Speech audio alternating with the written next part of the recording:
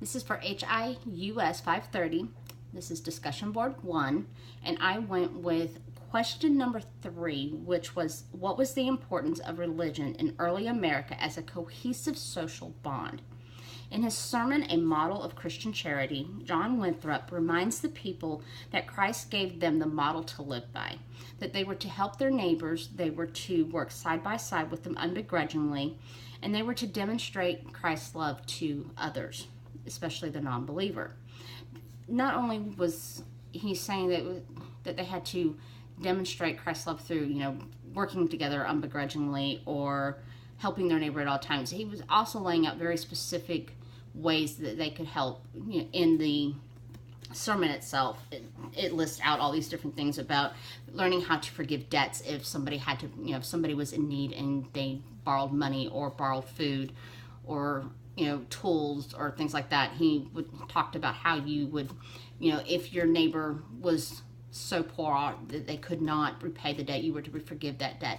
If they were too poor, or if they had more than they really said they needed, how you were to kind of measure that, but not provide for your family, but as long as you were still able to help your fellow man.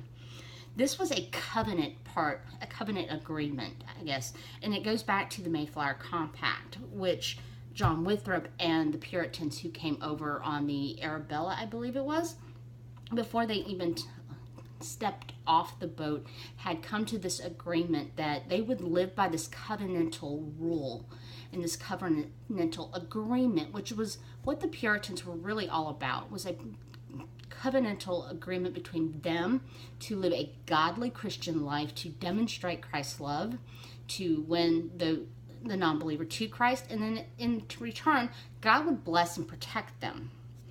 In God in America, A New Adam from PBS, it was the Puritans thought that as they were leaving the old world behind to migrate to the new world, they were leaving to purify religion.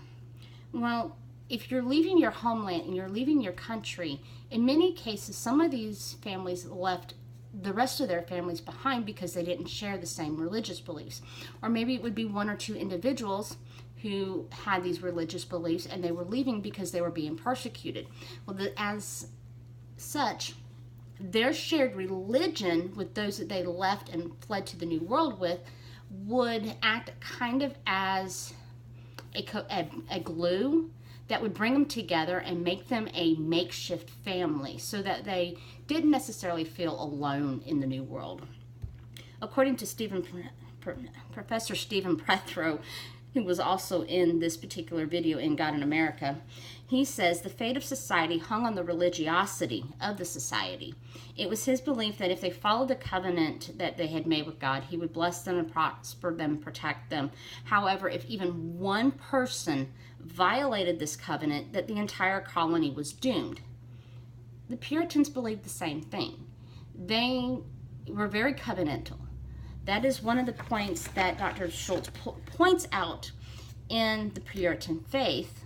He also points this out in the Life of Jonathan Edwards classes in some of the very early lectures. And if I had those notes out right now, I could tell you which ones.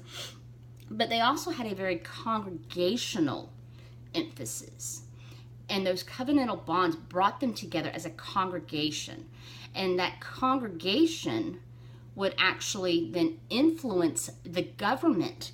It would be a model for a democratic or republican style of church governance, church autonomy, which not the rule of the king or bishop, but rather of their elected officials.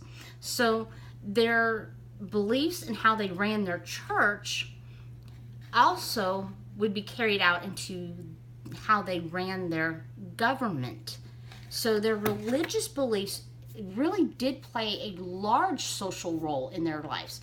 Not only that, but as Jonathan Edwards would learn later on when he is the pastor of Northampton, when he tried to overstep a few bounds in terms of private affairs between families, that the church wasn't necessarily going to have the final moral authority, though he believed that it was his right as the minister and the head of that congregation to have such a role.